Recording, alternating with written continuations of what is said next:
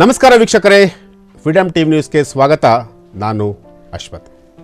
ವೀಕ್ಷಕರೇ, ಈಗಾಗಲೇ ಅಗ್ನಿಸಾಕ್ಷಿ ಸೀರಿಯಲ್ ಮೂಲಕ ಜನಪ್ರಿಯತೆಯನ್ನು ಪಡೆದಿರುವಂತಹ ನಟಿ ವೈಷ್ಣವಿ ಗೌಡ ಮತ್ತೆ ಸುದ್ದಿಯಲ್ಲಿದ್ದಾರೆ.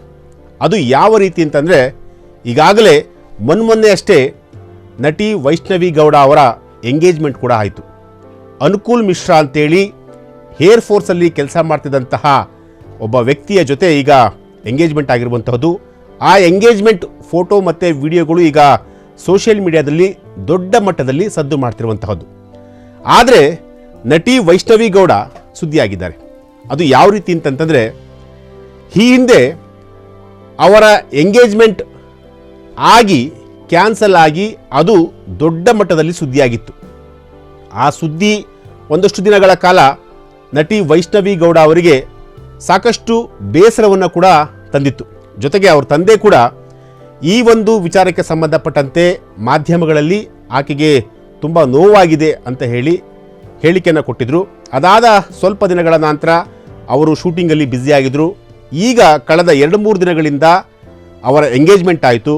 ಎಂಗೇಜ್ಮೆಂಟ್ ಆದ ಮೇಲೆ ಅವರು ಕಂಪ್ಲೀಟಾಗಿ ಹ್ಯಾಪಿ ಆಗಿದ್ದಾರೆ ಅನ್ನೋ ಒಂದಷ್ಟು ಸುದ್ದಿಗಳು ಕೂಡ ಹರಿದಾಡ್ತಾ ಇತ್ತು. ಆದರೆ ಇವತ್ತು ಸೋಷಿಯಲ್ ಮೀಡಿಯಾದಲ್ಲಿ ಒಂದು ಸುದ್ದಿ ಹರಿದಾಡ್ತಿದೆ.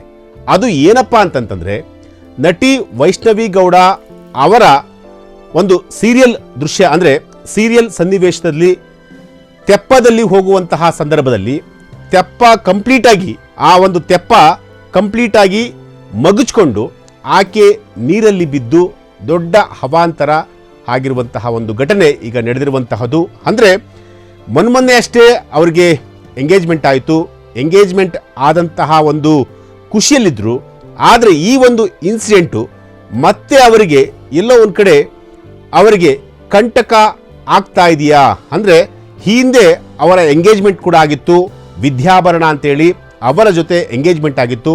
ಎಂಗೇಜ್ಮೆಂಟ್ ಆಗಿ ಕೇವಲ ಒಂದೇ ಒಂದು ಫೋಟೋ ಸೋಷಿಯಲ್ ಮೀಡಿಯಾದಲ್ಲಿ ವೈರಲ್ ಆಗಿ ಕೆಲವೇ ದಿನಗಳಲ್ಲಿ, ಅಂದರೆ ಕೇವಲ 1 or 2 ಡೇಸಲ್ಲಿ ಅವರ ಎಂಗೇಜ್ಮೆಂಟು ಯಾವ ರೀತಿಯಾಗಿ ಯಾವ ಸ್ವರೂಪವನ್ನು ಪಡೀತು ಅಂತಂತಂದರೆ, ಅವರು ವರಿಸಿದಂತಹ ಹುಡುಗ ವಿದ್ಯಾಭರಣ ಏನಿದಾರಲ್ಲ, ಆತನ ಒಂದು ಕ್ಯಾರೆಕ್ಟರ್ ಸರಿಯಿಲ್ಲ ಅಂತೇಳಿ ಒಂದು ದೊಡ್ಡ ಮಟ್ಟದಲ್ಲಿ ಸುದ್ದಿ ಆಯಿತು.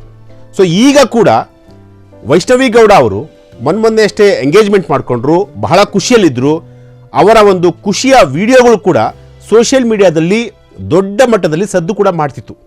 ಆ ವಿಡಿಯೋಗಳು ಹರಿದಾಡುವಂತಹ ಸಂದರ್ಭದಲ್ಲಿ ಈಗ ವೈಷ್ಣವಿ ಗೌಡ ಅವರು ತೆಪ್ಪದಲ್ಲಿ ಹೋಗುವಂತಹ ಸಂದರ್ಭದಲ್ಲಿ ತೆಪ್ಪ ಮಗುಚ್ಕೊಂಡು ಅವರು ನೀರಲ್ಲಿ ಬಿದ್ದಿದ್ದಾರೆ ಅಂತೇಳಿ ಒಂದು ಸುದ್ದಿ ಆಗಿರುವಂತಹದ್ದು. ಸೊ ಈಗ ಈ ಎರಡೂ ವಿಚಾರಗಳನ್ನು ನೋಡಿದಂತಹ ಸಂದರ್ಭದಲ್ಲಿ ನಟಿ ವೈಷ್ಣವಿ ಗೌಡ ಅವರ ವಿಚಾರದಲ್ಲಿ ಏನಾಗ್ತಾ ಇದೆ, ಯಾಕೆಂತಂದರೆ ಅವರು ಎಲ್ಲೋ ಒಂದು ಕಡೆ ಖುಷಿಯಾಗಿರಬೇಕು ಜೀವನದಲ್ಲಿ ಅಂತೇಳಿ ಸಾಕಷ್ಟು ಕನಸನ್ನು ಕೂಡ ಕಟ್ಟಿಕೊಂಡಿದ್ರು.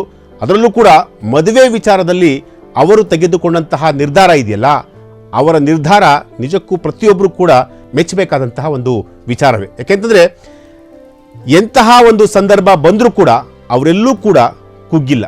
ಅಂದರೆ ಆ ರೀತಿಯಾಗಿ ಎಂತಹ ಒಂದು ಇಶ್ಯೂಗಳು ಬಂದಂತಹ ಸಂದರ್ಭದಲ್ಲಿ ಅವುಗಳನ್ನು ಸಮರ್ಥವಾಗಿ ನಿಭಾಯಿಸಿಕೊಂಡು ಹೋಗುವಂತಹ ಹೆಣ್ಮಗಳು.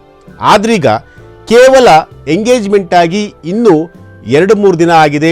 ಅದರಲ್ಲಿ ಈ ರೀತಿಯಾದಂತಹ ಒಂದು ಸುದ್ದಿ ಸೋಷಿಯಲ್ ಮೀಡಿಯಾದಲ್ಲಿ ಹರಿದಾಡ್ತಿರುವಂತಹದ್ದು.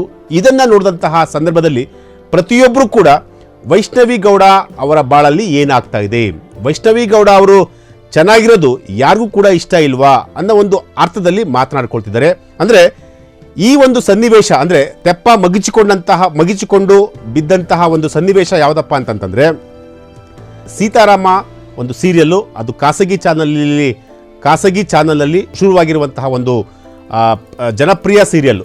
ಆ ಒಂದು ಸೀರಿಯಲ್ನ ಶೂಟಿಂಗ್ ಸನ್ನಿವೇಶದಲ್ಲಿ ಈ ರೀತಿಯಾದಂತಹ ಒಂದು ಇನ್ಸಿಡೆಂಟ್ ಆಗಿರುವಂತಹದ್ದು. ಆದರೆ ಇಲ್ಲಿ ಒಂದು ವಿಚಾರವನ್ನು ಹೇಳಲೇಬೇಕಾಗುತ್ತೆ. ಕೆಲವರು ಇಂತಹ ಅವಕಾಶಗಳನ್ನು ಬಳಸಿಕೊಂಡು ವೈರಲ್ ಆಗೋದಕ್ಕೆ ಹೊರಟಿದ್ದಾರಾ ಅಂತಂದರೆ, ಈ ಒಂದು ಇನ್ಸಿಡೆಂಟ್ ಇದೆಯಲ್ಲ, ತೆಪ್ಪ ಮಗುಚ್ಕೊಂಡು ಅಂದರೆ ವೈಷ್ಣವಿ ಗೌಡ ಅವರು ನೀರಲ್ಲಿ ಬಿದ್ದಿರುವಂತಹ ಇನ್ಸಿಡೆಂಟು ತುಂಬ ಹಳೆ ಇನ್ಸಿಡೆಂಟು. ಅಂದರೆ ಸುಮಾರು 10 ತಿಂಗಳ ಹಿಂದೆ ನಡೆದಂತಹ ಒಂದು ಇನ್ಸಿಡೆಂಟು.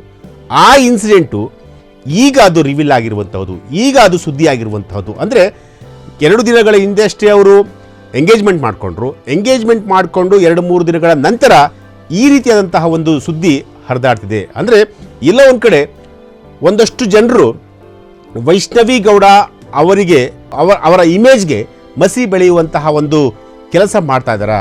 ಯಾಕೆಂತಂದರೆ ಹಳೆ ಇನ್ಸಿಡೆಂಟನ್ನು ಈಗ ಮತ್ತೆ ಅದನ್ನು ತೆಗೆದುಕೊಂಡು ಬಂದು ಅದನ್ನು ಸೋಷಿಯಲ್ ಮೀಡಿಯಾದಲ್ಲಿ ಹಾಕೋದು ಅಥವಾ ಅವರಿಗೆ ಎಲ್ಲೋ ಒಂದು ಕಡೆ ಬೇಜಾರಾಗುವಂತಹ ಒಂದು ಸನ್ನಿವೇಶವನ್ನು ಕ್ರಿಯೇಟ್ ಮಾಡೋದು ಎಷ್ಟರ ಮಟ್ಟಿಗೆ ಸರಿ ಅನ್ನೋದು ಇಲ್ಲಿರುವಂತಹ ಪ್ರಶ್ನೆ. ಸೊ ಹಾಗಾಗಿ ನಮ್ಮ ಉದ್ದೇಶ ಅಥವಾ ನಾವು ಈ ವಿಡಿಯೋವನ್ನು ಮಾಡ್ತಿರುವ ಉದ್ದೇಶ ಏನಂತಂದರೆ ಈ ರೀತಿಯಾದಂತಹ ಸುಳ್ಳು ಸುದ್ದಿಗಳನ್ನ ಹಬ್ಬಿಸ್ಕೋಬೇಡಿ. ಯಾಕೆಂತಂದರೆ ಪ್ರತಿಯೊಬ್ಬರಿಗೂ ಕೂಡ ಅವ್ರದ್ದೇ ಆದಂತಹ ಒಂದು ಲೈಫ್ ಇರುತ್ತೆ. ಆ ಲೈಫು ಅಂದರೆ ಅವರು ಆ ಒಂದು ಲೈಫನ್ನು ಕಟ್ಕೊಳ್ಳೋದಕ್ಕೆ ತುಂಬ ಶ್ರಮ ವಹಿಸಿರ್ತಾರೆ.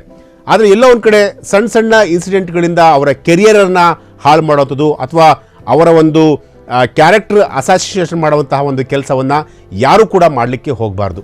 ಸೊ ಸದ್ಯಕ್ಕೆ ವೈಷ್ಣವಿ ಗೌಡ ಅವರು ಮೊನ್ನೆ ಅಷ್ಟೇ ಅವರು ಅಕಾಯಿ ಅಂತೇಳಿ ಅವರ ಜೊತೆ ಎಂಗೇಜ್ಮೆಂಟನ್ನು ಮಾಡ್ಕೊಂಡಿದ್ದಾರೆ, ನೆಮ್ಮದಿಯಾಗಿದ್ದಾರೆ, ತುಂಬ ಚೆನ್ನಾಗಿದ್ದಾರೆ.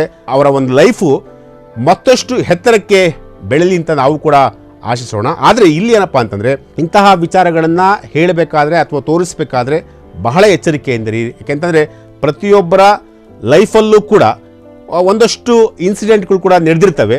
ಆದರೆ ಆ ಇನ್ಸಿಡೆಂಟ್ಗಳನ್ನ ಎಲ್ಲೋ ಒಂದು ಕಡೆ ಖುಷಿ ಇರುವಂತಹ ಸಂದರ್ಭದಲ್ಲಿ ಈ ರೀತಿಯಾದಂತಹ ಒಂದು ಸಣ್ಣ ಇನ್ಸಿಡೆಂಟ್ಗಳನ್ನು ಖುಷಿ ಇರಬೇಕಾದಂತಹ ಸಂದರ್ಭದಲ್ಲಿ ಹಾಕಿ ಅವರ ಒಂದು ಮನಸ್ಸಿಗೆ ನೋವಾಗುವಂತಹ ಒಂದು ವಿಚಾರಗಳನ್ನು ಯಾರೂ ಕೂಡ ಮಾಡಲಿಕ್ಕೆ ಹೋಗಬಾರ್ದು.